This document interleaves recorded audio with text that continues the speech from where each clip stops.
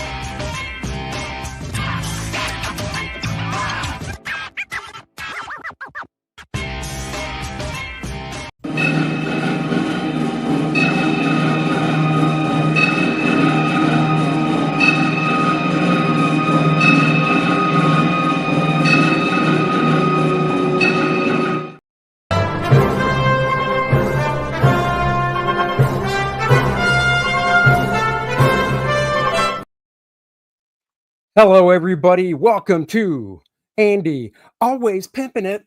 Smith, what's up, guys? It is Sunday morning. I am, if you don't already know, your host with the most, 34-year veteran of the comic book industry, soon to be, because this year is winding down fast, 35-year veteran of the comic book industry, Marvel, DC, Image, Acclaim, Valiant, CrossGen, some stuff for Dark Horse, you name it. I've probably worked for them. Chicago Bears, and more. AndySmithArt.com. Go check it out. Hello. All right. Apex says, hail Andy and Astonishing Comics. What up, Apex? Guys, today, like I said, a few days ago, weeks ago, time just blurs together. I went through those long boxes you see over my shoulder, and that's only a portion of them, and organized more than they already are organized. Not as much as my buddy Dennis. Dennis's long boxes are not only alphabetical, but alphanumeric as well. So you can dive into the A's in his long box, and everything Dennis has in his 100-some long boxes are bagged and boarded. I'd say 2/3 of mine are bagged and boarded. But you dive into his long box, you go to Avengers, it is in alphanumeric order. You dive into my long box, it's alphabetical, and I try to have as much of the stuff as I can alphanumeric as well. But, you know, I'm only one man. I would need somebody to come by and do that stuff for me. I mean, I still have to finish cataloging them all on my trusty phone app, and I only have like 1/3 of them in this thing. I really need somebody to go through and just do that. Anyhow, if you saw the title of the show, we're going to be looking at some funny books. I'm going to switch my camera around because I could pull up comics on the screen and share a screen, but I like showing actual comics. So, the best John Byrne alternative. Now, I'm not talking today. Today, you can go to the comic shop. Tons of great art out there. You know, nobody's doing a John Byrne anymore, just like nobody's doing a Jack Kirby anymore. Not really a Neil Adams anymore. Stuff like that. However, back in the 80s, what's up, Marcus? Back in the 80s, when John Byrne was doing a lot of stuff, there was a young artist that was riffing John Byrne really good. Excuse me, text message. Oh boy, my daughter's sending me text messages. That was doing a great John Byrne. Now, most people might have discovered this guy on a book called, let me switch the camera around. Right here. Freak Force. And Marcus, of course, Marcus is one of the smart guys. All my viewers are smart, but when it comes to comic book knowledge, Marcus is like bang, bang. He could give Aaron Lopresti and myself a run, and Dennis for our money. Vic Bridges, Freak Force.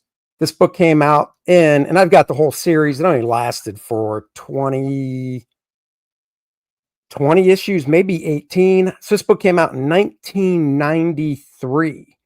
And I'm not here to go through every issue of Freak Force. This was written by Eric Larson, created by him. Keith Giffen did the plots and storytelling. Vic Bridges did pencils. Carl Story inks. Keith Giffen would lay pages out just like you see him here. He would do a 6-panel grid. If you were the artist, you could stick to him if you wanted to. You didn't have to.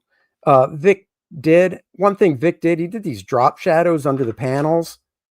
I'll be honest, I wasn't a big fan of that, but you know, it's a design choice. I mean, look at this right here, this splash page. Very John Byrne.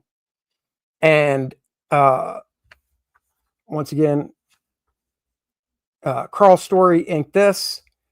I think I only pulled out issue 1. I think Carl Kiesel inked some of this stuff as well. However, there's a backup story in an issue of Savage Dragon inked by none other than Terry Austin. And guys, I'm not one to brag. So this is you can see John Byrne poses in here, panel layouts and stuff. I mean, Vic was to John Byrne what I'm trying to think.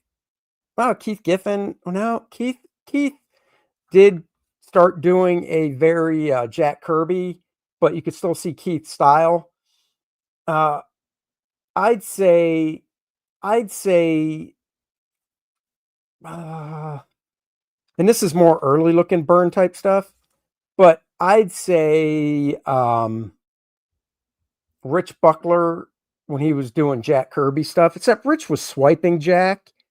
I don't necessarily think there's panel-to-panel swipes in Vic's stuff. I mean, obviously, he was looking at John Byrne's stuff. You know, that's the only way you can do it to get the style down. So anyhow, that is the first issue, went through the whole thing. But before Freak Force, what happened to Vic Bridges? That's a very good question that I wish I could answer. I met Vic at a convention a few times. I actually have a drawing of First Man, and I think I have a drawing of Penumbra by Vic as well. I'll see if I can find them. But I was able to find a couple things at that convention. This is like 24 years ago in Florida. I picked this print up from Vic. Let's see. That's as big as I can make it. But I love this. Look at this. Come on. I don't know why DC and Marvel didn't pick Vic up. I mean, yeah, Byrne was out there still in the 90s, but he was either Marvel or DC. So if he's working at DC, if I'm Marvel, I'm like, let's get Vic Bridges to draw some stuff for us. You know, and if John bounces back to Marvel, I'd go, if I was DC, I'd be like, let's get Vic Bridges to draw some stuff for us. So I'm not quite sure why that never happened. But it would have been awesome. Look at that. That is freaking awesome. And then the other thing I was going to show you guys, I own this page. This is from the Mighty Man Backup, Vic Bridges, Terry Austin, guys. Just fantastic. Look at that. Such John Byrne goodness. This is a page I will never sell. So, loved it. Love this stuff. But the book I want to talk about, before Freak Force was Phase 1 Phasers. It's a 4-issue miniseries put out by AC Comics. I bought these when they came out. We're talking flat color. We're talking newsprint. And if you want to know, Phase 1 Phasers, teenage troubleshooters primed for action and ready to take on any menace. Those are the Phase 1 Phasers, trained and instructed by their mentor. Hold on, I'm trying to figure something out here. How do I do this? Scrolling overlay on the screen. Trying to figure something. There's this new function in StreamYard. I'm trying to figure out. Oh, here we go. All right. So phase 1 phasers, teenage troubleshooters, primed for action and ready to take on any menace. Those are the phase 1 phasers, trained and instructed by their mentor and creator, Dr. Franklin Phase. The superpowered youths, non-man, girlbot, sprint, springer, and hydromatic of phase 1 are backed up by carbonite, adamantine, flight, speedster, silver, corral, and more. This, their first appearance, journey takes them across the galaxy to meet the evil Repta Empire and their plans of destruction. This book was not only drawn by Vic Bridges, but it was created by him. It was written by him, and they first showed up in a backup called The First Phase. And that was also written and drawn by Vic. And the backup story was in, what book was that in? Oh, I can't remember, but I do have it, but I didn't pull it out. Sorry. So let's go through some of this. This stuff is fun. Bill Willingham, Tom Grummett. They are kind of John Byrne-esque, but not as much as Vic Bridges. I think this even shows it maybe a little more than Freak Force. Check this out. Look at this. Now, he did writing, penciling, inking. Bill Black, still know Bill, the founder of AC Comics. He's a buddy of mine. Let's see. This was published in 1985. Vic is older than me. I'm going to say Vic is 60-something now. And I don't know what happened to him. I wish I did. But unfortunately, I have no idea what happened to Vic. But I love this stuff. As a kid, when this came out, and I was like 15, well, this probably came out in the summer. So I was probably, I was 15 when it came out. I was like, oh my God, who's this? Who's this John Byrne type clone? Look at this. Love that. Just love this stuff. Love the flat color. I don't know. Who am I to say what would do good as a crowdfund? I have no idea. But because all this work is done, I would love to see a trade paperback of this stuff. I don't know. I think it would at least cover print cost and make some type of profit. And who knows, maybe do a stretch goal. And it'd have to be a lofty stretch goal, but maybe do a stretch goal of, new colors to bring it into the modern age. Maybe if Vic is still around drawing stuff, he could do a new story or something. I don't know, but I just think it would be awesome. I love trade paperbacks. Once again, these are issues I will not be getting rid of. I love this stuff, and I am going to, of course, show the rest of the issues because there's only 4. The First Phase, I believe this is a flashback look at the creation of Phase Inc. Oh, this is the backup story. I'm sorry. So kind of like John Byrne did with Alpha Flight, he did kind of like an intro backup story as well. I mean, come on, guys. Could you imagine?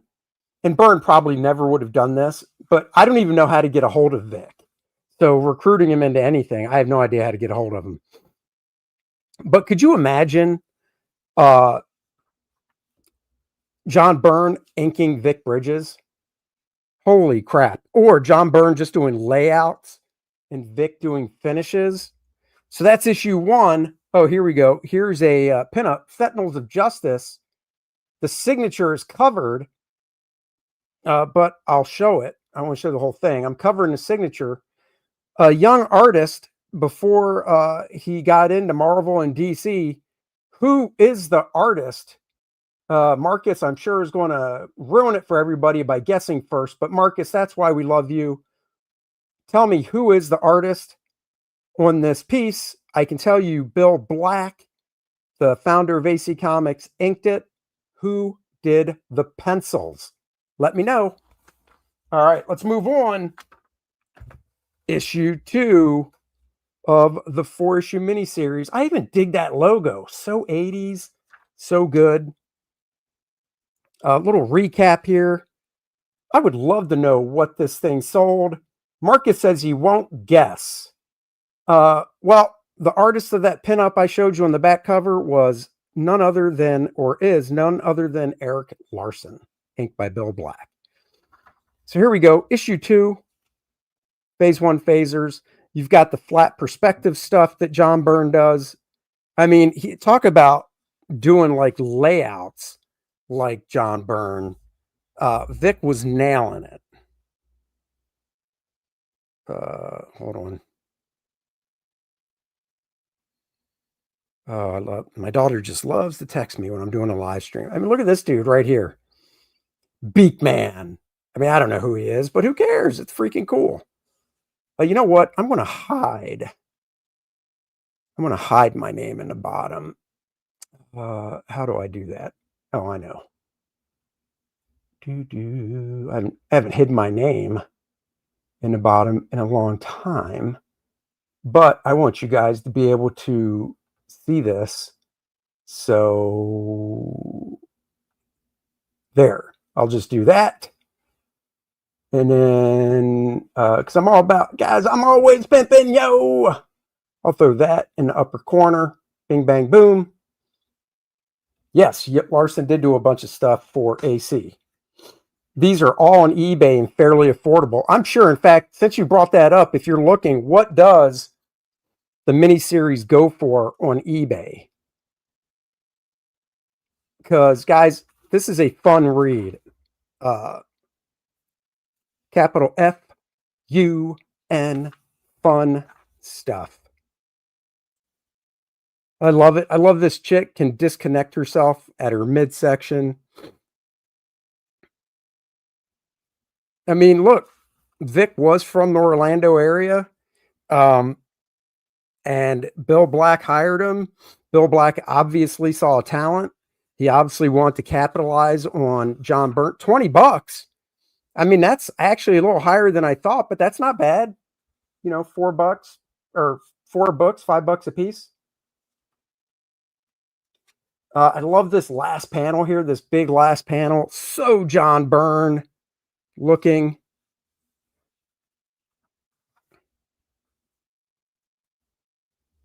Oh, yeah, I know. I just bought something off eBay that was in a box. It wasn't comics. It was an item.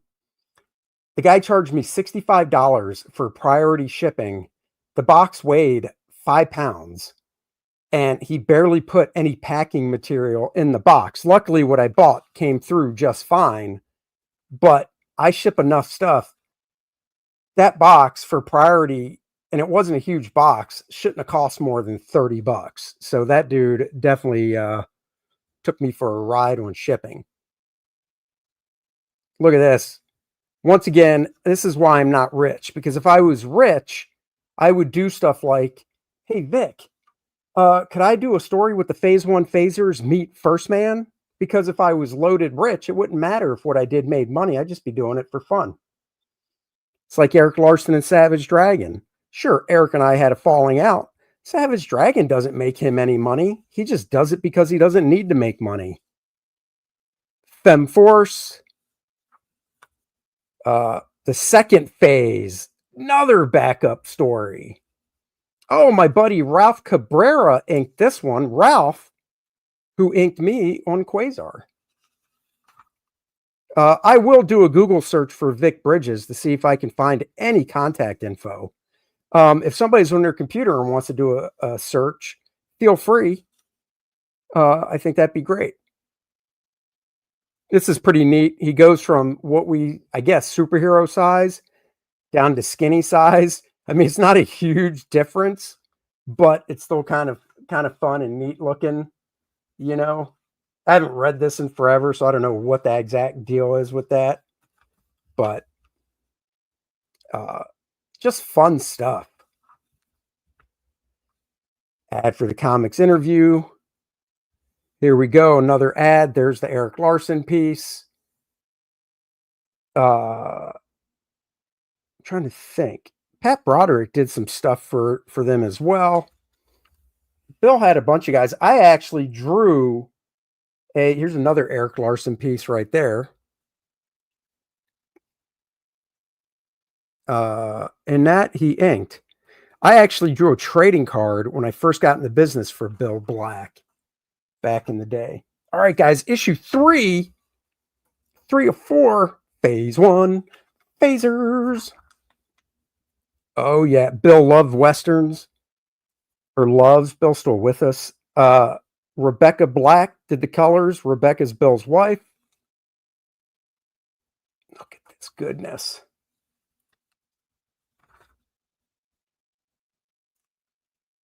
So John Byrne, the best, in my opinion, John Byrne artist, John Byrne clone, whatever you call it, influenced artist out there.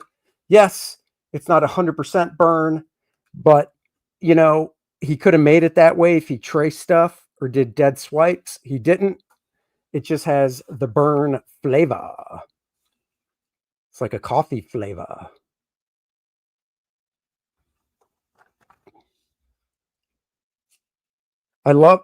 Now I will say, I'm not quite sure I would have went with pink for this craft here, this little ship.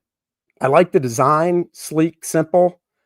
Pink though, nah, probably I hate using gray for stuff, but I probably would have went with chrome or blue. But who knows? Maybe it's a planet that likes pink. There we got the bird dude, which just cracks me up.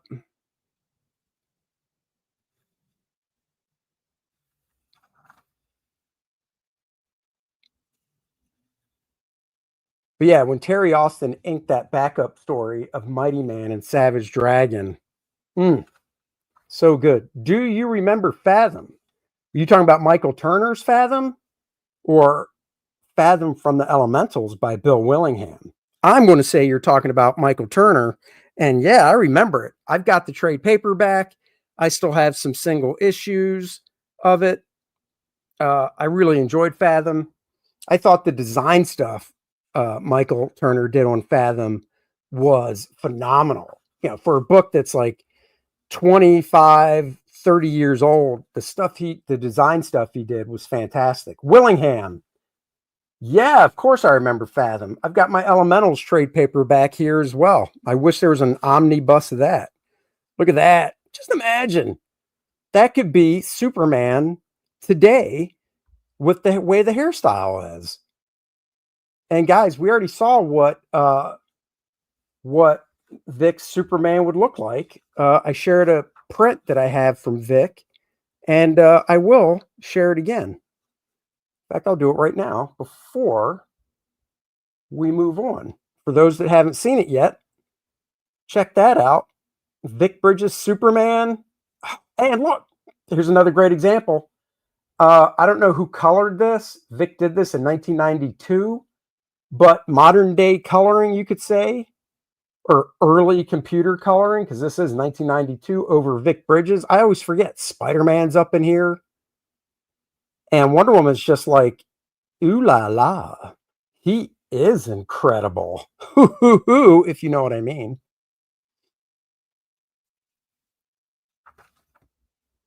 Oh, love that. Look at that group shot. Very John Byrne.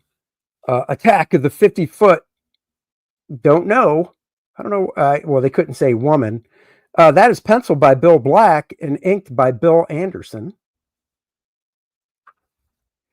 The third phase, a flashback look at the origin of Phase Inc. Inked by my buddy Ralph Cabrera once again. This is probably the farthest thing from Byrne right here. But when Byrne first started, he wanted to be Neil Adams, and he did do dramatic shots like that. So who knows? Maybe that's why Vic did it. Look, there's a danger room sequence.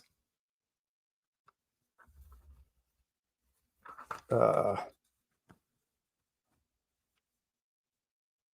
at that.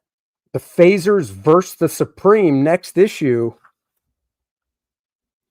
Eric Larson, Doug Hazelwood.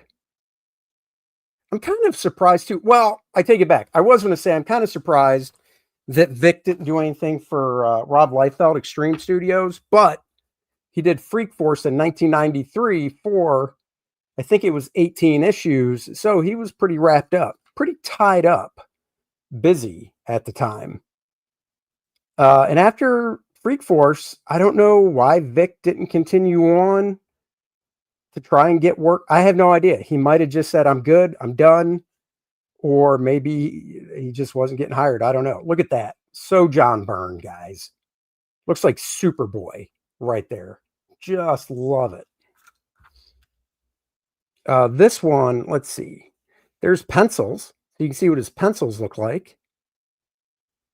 Oh, Vic drew a story in Venture number 3. In the meantime, Vic Bridges was able to work out some of his personal problems. He's back on the board with the new Phaser series. The first installment, The Origin of Final Phase, will appear in Venture number 3. That's what I was thinking of. Did Vic not draw this one? That is the question. No, he didn't. In fact, I think, let me see. The continuing saga publishing miniseries. Last issue, I was explaining some of the problems that arose during the production of Phase 1 Phasers. I told you that creator-illustrator Vic Bridges was only able to finish 3 of the 4 books before the first issue went to press. He only accomplished that after he was given a 6-month extension on the deadline, and Ralph was brought in to ink the backups in the last half of 3. Then Vic hit me with the big one. He would not be able to do the 4th issue. Like I said, welcome to Nightmare Alley.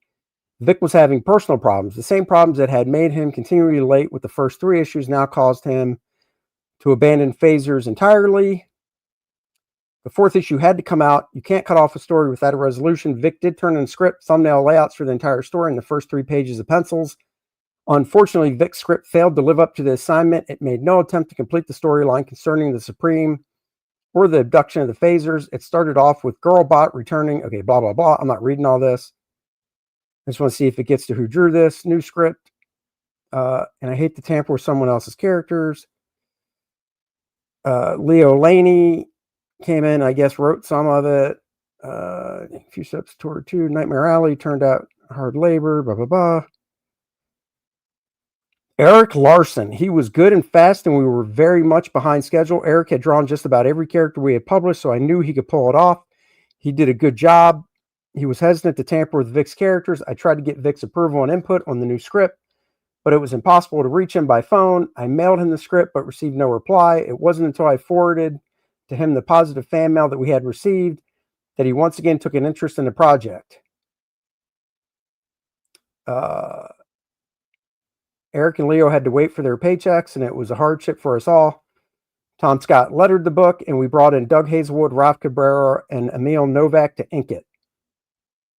After 17 months, the miniseries was finished. I thought the nightmare would last forever. 17 months to get the 4 issues out. Oh, that is a night. Okay, so I did not buy these when they came out brand new, but I did get them in the 80s. So now we're looking at Eric Larson on pencils. It looked like he was kind of trying to stick to Vic's artwork style. So it wasn't too jarring, but you can definitely see Eric's artwork in here. Oh, Captain Canuck. Dude, I love Captain Canuck.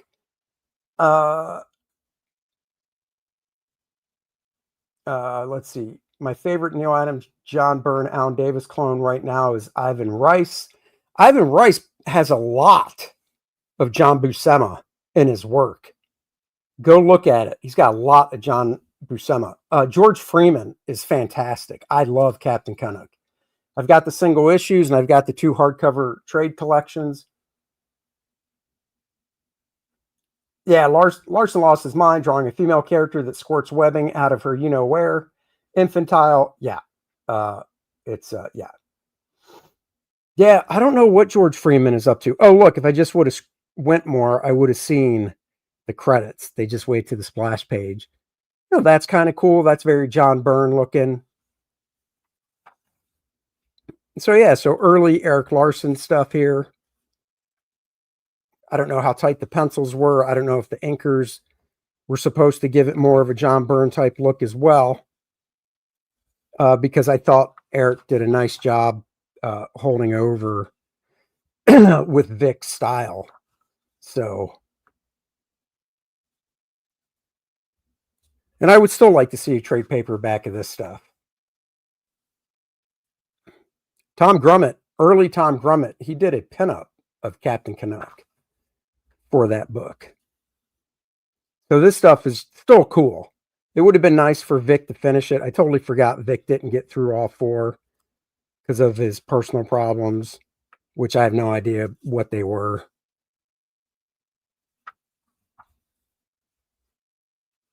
But I know Vic, from talking to him, it had to be something serious because he wouldn't have bailed like that. I mean, he did 18 issues of Freak Force after all, 18 to 20.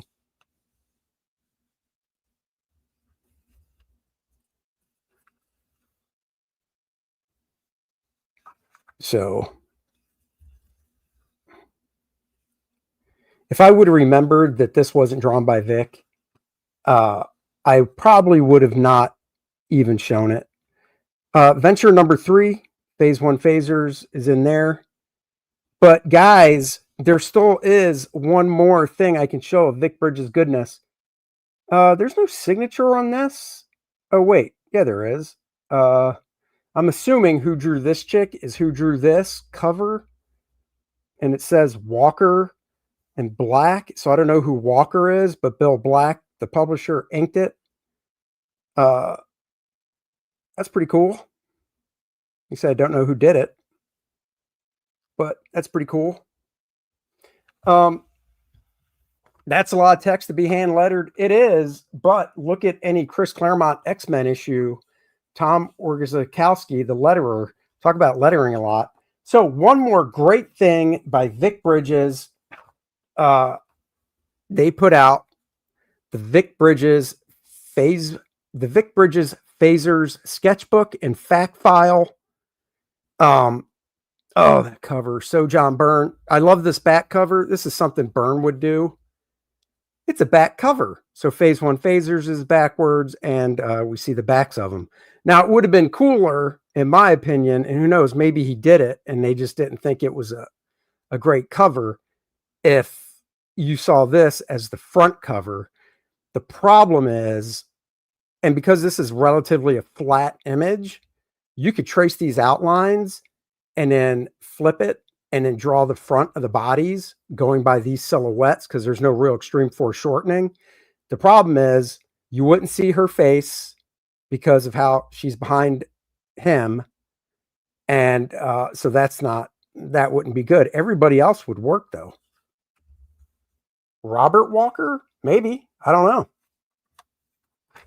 So here we go, diving into the Phase 1 Phaser sketchbook. This came out in 1986. Maybe they put this out in between issues. I don't know. But there is some actual, there's not really sketches per se, a lot of sketches in it per se, but there is like Marvel Universe type fact stuff about the characters after this little intro here.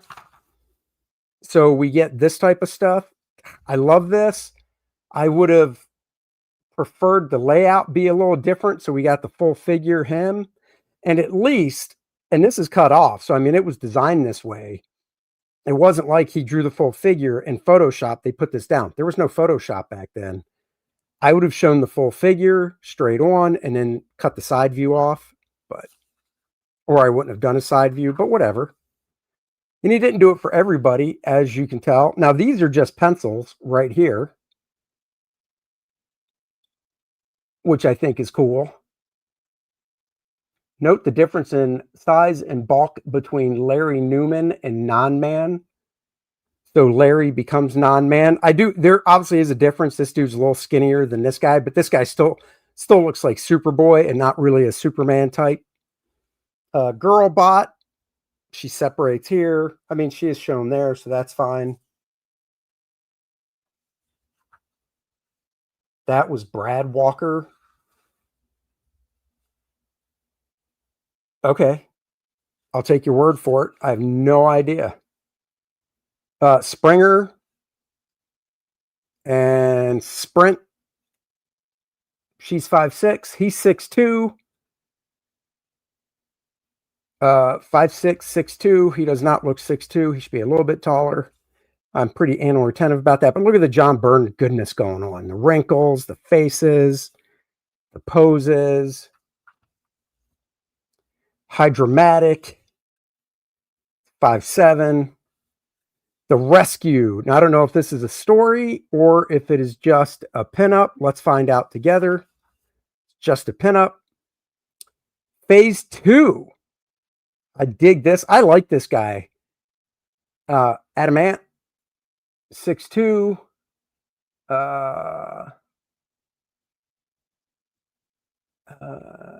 Able to lift 800 pounds. Engage in stringent exercise program. Carbonite. Look at that. So John Byrne. I mean, guys, so John Byrne looking.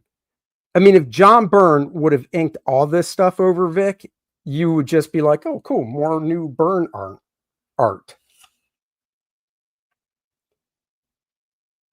And just the costume designs are very John Byrne as well, which I think is cool. Coral. Mighty Girl. Light. Now this is confusing. Oh, this is Coral. Oh, okay. So kind of like Marina. So that's Coral. That is Mighty Girl. And this is Flight. Okay, cool. Oh, look at that. Her name is Angela Smith. Oh.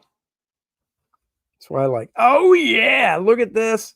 Staples. If I wanted to pull this out of the book, I could. I should try and find another copy of this book so I can pull this out. Or I guess I could just lay this down on my scanner and scan it in the way it is. But once again, could you imagine if Vic, on the table, Vic could have got John Byrne to ink this spread?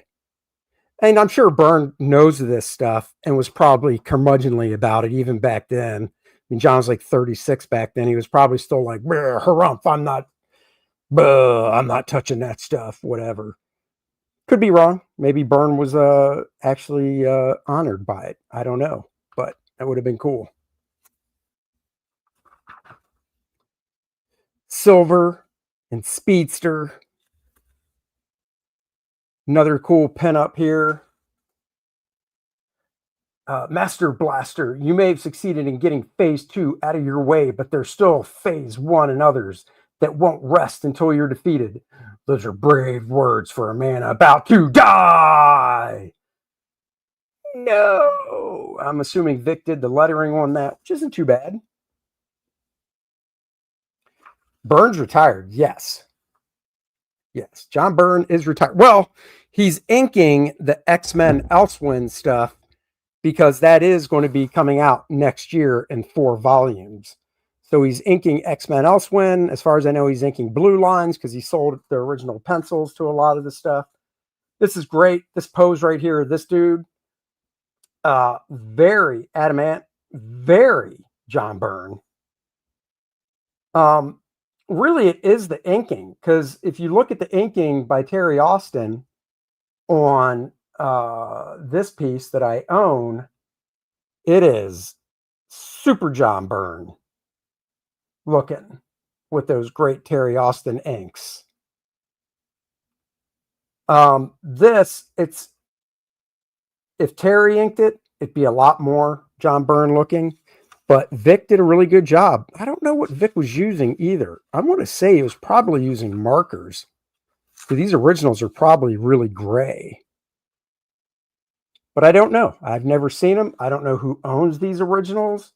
This is from 1984.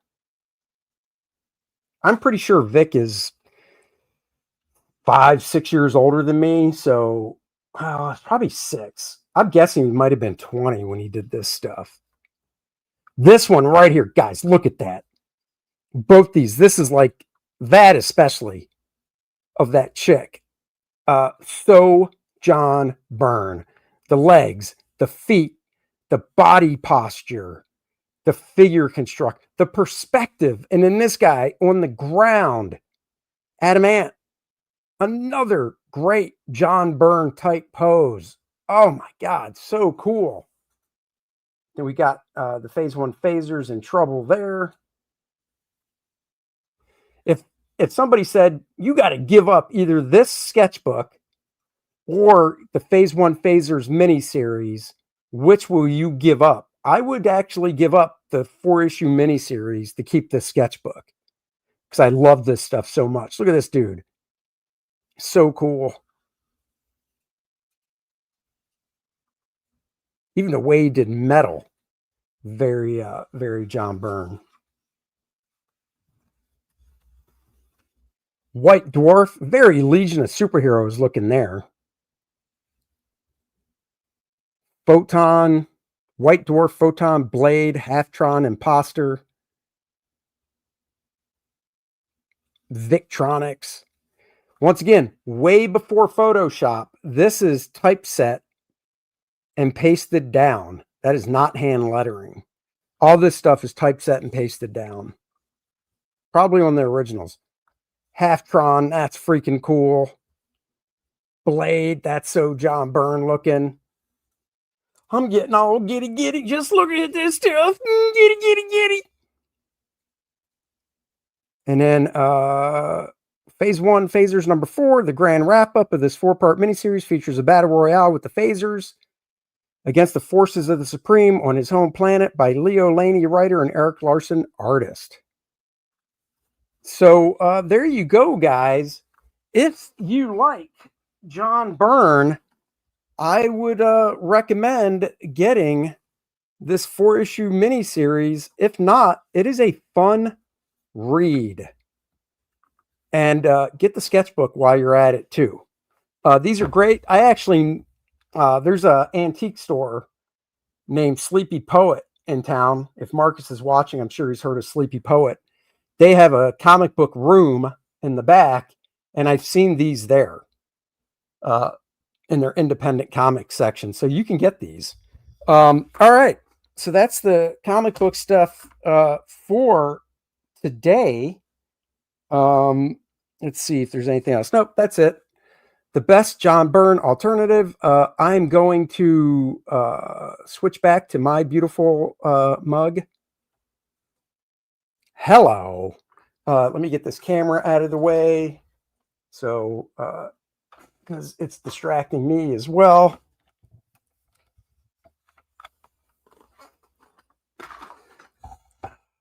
Guys, I wonder what we'll be drawing on the Kings tomorrow night.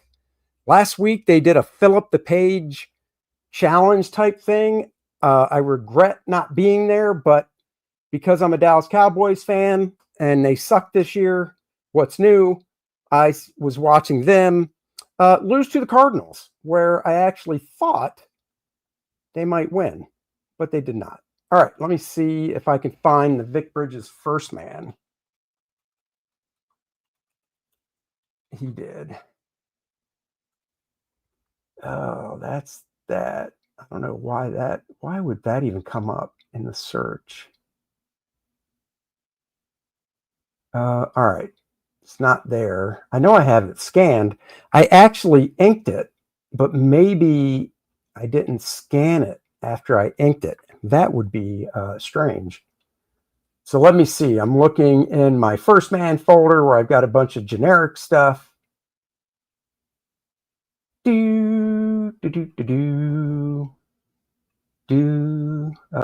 hope everybody is going to have a great Sunday. Sunday fun day. Let's see. No, that's not it. That's not it.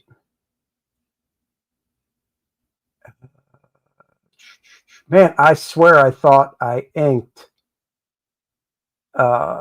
Vic's First Man and had it scanned. Obviously, if I prepared better, I would have the original art out that I could show you. But I did not prepare good enough, so I do not have the art out to show, unfortunately. So I will just have to.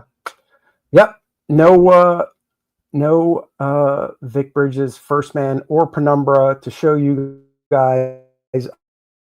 Unfortunately, I'll try to find it and on my Twitter and X account. Well, what are you going to do?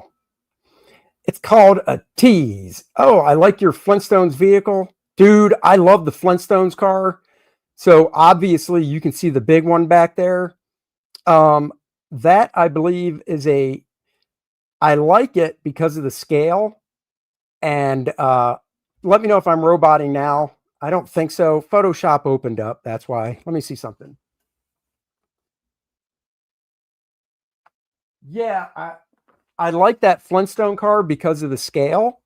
Because actually, you can get the Flintstone figures. That's from the movie, live action first Flintstone movie. And you can get figures that fit inside of it. Now, the figures, of course, look like, John Goodman and Rick Moranis and stuff. But it's a 4-seater. Has a front and back row. And the Flintstones car, the OG in the cartoon, only was a 2-seater. So I've got 3 other ones that are really small next to it. If you're looking at the screen on the left behind the back wheel of the big one, you can't see them. One of them's a 2-seater, and I love it. So, but you know what you guys should love, honestly? Just give it some love. Is Lilineth Infernal Conflict. It's on Indiegogo. It is on Kickstarter. When we run dual campaigns, we combine the totals, and that is when those totals hit the stretch goal amount. That's when the stretch goal unlocks. So we're at $3,105 over here on Kickstarter. Why Kickstarter? Because it is the Billy Tucci cover. The only place you can get the Billy Tucci variant cover is on Kickstarter. And you guys want that. And if you wonder what she looks like if she could move, this is what she would look like.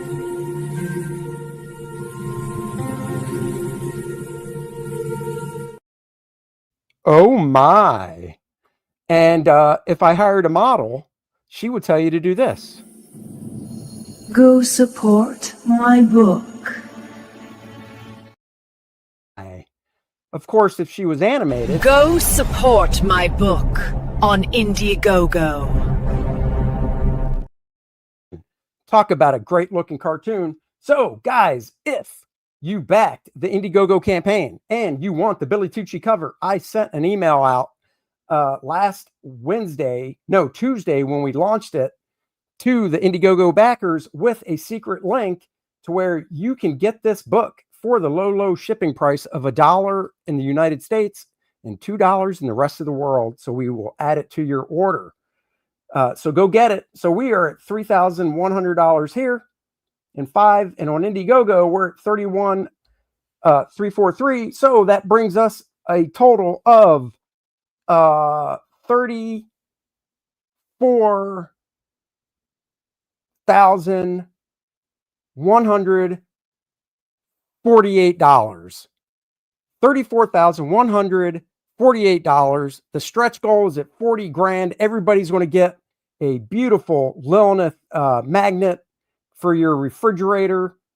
Do I have an overlay of that? No, I do not. But that's okay, because if you scroll through the campaign, Lilineth Infernal Conflict, she's back. She's a badass. She is awesome. We've got 5 preview pages up. The retro book, the calendar. Guys, order the calendar now. It will ship out in time for the new year. And once we hit 40 grand, everybody's going to get this beautiful stretch goal of the Lilineth magnet for your refrigerator, guys. So you definitely want to get that and help us get to that 40 grand to unlock the magnet. So definitely do that. You will not regret it. This book is looking awesome. I mean, I should know I'm working on it every day after all. Check out my website. Thank you. The links are being posted. The Rick Moranis, John Goodman Flintstones was actually good. It was the sequel that was terrible with Baldwin. I agree. Does Tucci draw a moon behind every pinup he does? Maybe. Or is it just a circle and Dan Lawless made it look like a moon? Let me see. Yeah, so Billy draws a circle, which is a design feature. Nice design graphic. And then Dan, of course, is like, yeah, that's a moon, baby. That's a moon, baby. So that is why he did that. So, yeah, definitely go check it out. Guys, like I said before, said it many times, it is because of you guys, honestly, sincerely, that allowed Dennis and I to work on this book and produce it. Are you new to Lilineth Infernal Conflict? Well, I'll tell you, Lilineth, hold on. Let me do my movie voice. Give me a second here. La la la la. Okay. Blah, blah, blah, blah, blah. Okay. I'm just, guys, I'm getting my movie voice warmed up for you guys.